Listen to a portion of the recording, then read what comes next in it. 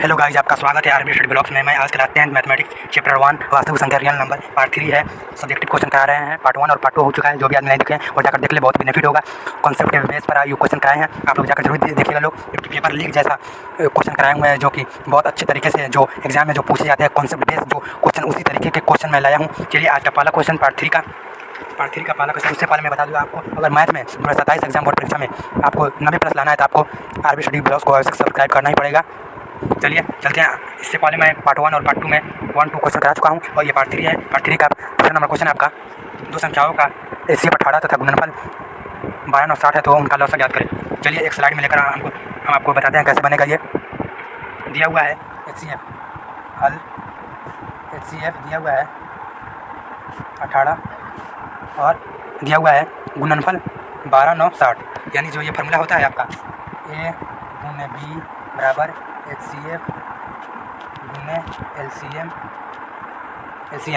यही यहाँ पे आपको बोल रहा है गुणनफल, ठीक है। तो यही आपका गुणनफल 12, 9, 60 है बराबर एचसीएफ कितना दिया हुआ है तो 18 और एलसीएम नहीं दिया हुआ है, तो ऐसे ही लिख देंगे हम। चलिए और अगले स्लाइड में 12, 9, 60 बराबर 18 गुने एलसीएम दिया हुआ है। तो आपका जो एलसीएम के साथ जो गुना में है 18 वो भाग में चला जाएगा, क्योंकि वो गुना में है तो बराबर के लेफ्ट साइड जाएगा तो वो भाग में चला जाएगा। तो 12, 9, 60 नीचे आ जाएगा 18। तो आप लोग कटाइएगा लोग तो 720 बार में कटेगा, तो आपका एलसीएम आ जाएगा आपका 720। और क्वेश्चन में भी यही पूछ रहा था कि आपका एलसीएम क्या होगा। एलसीएम तो आपका एलसीएम हो गया 720 आपका एलसीएम हो गया। चलिए आज का दूसरा क्वेश्चन देखते हैं, पार्ट 3 का दूसरा नंबर क्वेश्चन है अभाज्य गुणनखंड विधि द्वारा 9, 12 तथा 29 का एचसीएफ और एलसीएम ज्ञात करें। चलिए ज्ञात करते हैं। अभाज्य गुणनखंड हल दिया हुआ है, अभाज्य गुणनखंड विधि द्वारा बनाना है आपको। तो 9, 12 और 29, तो इसको तोड़िएगा लोग तो आपका 3 गुने 3 और इसके तोड़िएगा तो 2 गुने 3। और ये जो 29 है जो एक अभाज्य संख्या है, जो स्वयं के अलावा किसी अन्य संख्या नहीं कटेगा, उसका 29 गुने 1। तो आपका देखिए एक स्लाइड लेते हैं। तो आपका एचसीएफ हो जाएगा एचसीएफ आपका हो जाएगा 1, क्योंकि ये तीनों में ये तीनों में कोई कॉमन नहीं है, एक जैसा नहीं दिख रहा है तीनों में, तो आपका एचसीएफ 1 होता है, ठीक है। कॉमन नहीं दिखता है तो आपका 1 होता है। और आपका एलसीएम देखिए, एलसीएम आपको क्या करते हैं। एलसीएम देखिए आपका यहाँ पे 3 की पावर 2 हो जाएगा, क्योंकि 3 2 बार है और यहाँ पे 2 बार है, तो आपका 2 का पावर भी 2 हो जाएगा।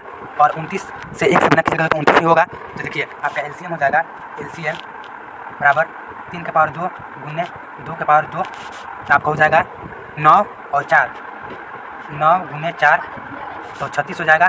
और यहाँ पे जो आपको बताया था ये 29, इसमें से 29 गुने 36 आप लोग गुना कीजिएगा लोग, तो आपका आंसर आ जाएगा 10, 44 आपका आंसर हो जाएगा। चौथे नंबर क्वेश्चन का आपका एचसीएफ आपका 1 हो जाएगा, और एलसीएम आपका 10, 44 हो जाएगा। चलिए आज पार्ट 3 का तीसरे नंबर क्वेश्चन देखते हैं। तीसरा नंबर क्वेश्चन आपका द्विघात बहुपद x⁻2 - 2x - 8 के शून्य ज्ञात कीजिए। चलिए ये क्वेश्चन को ज्ञात करते हैं। हल द्विघात बहुपद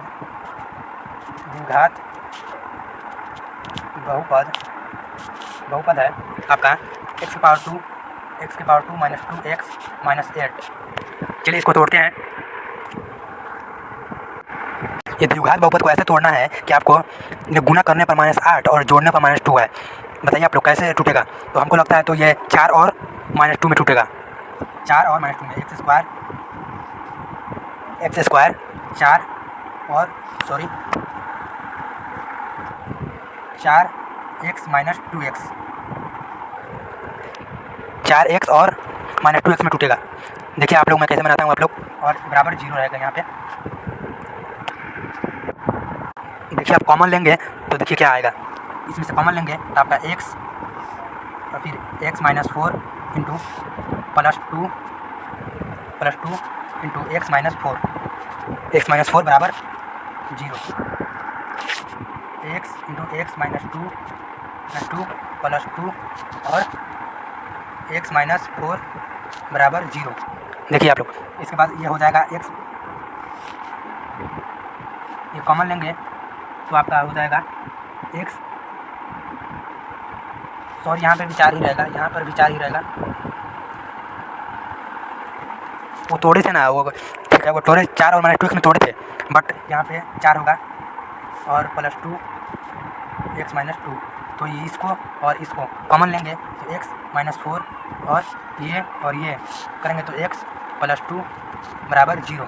तो आपका x है तो ये 0 बराबर 0 के बाद जाएगा तो आपका x बराबर 4 हो जाएगा, और जो x + 2 है तो बराबर के जाएगा इधर तो आपका x - 2 हो जाएगा। तो आपका शून्यक हो गया, आपका शून्यक बराबर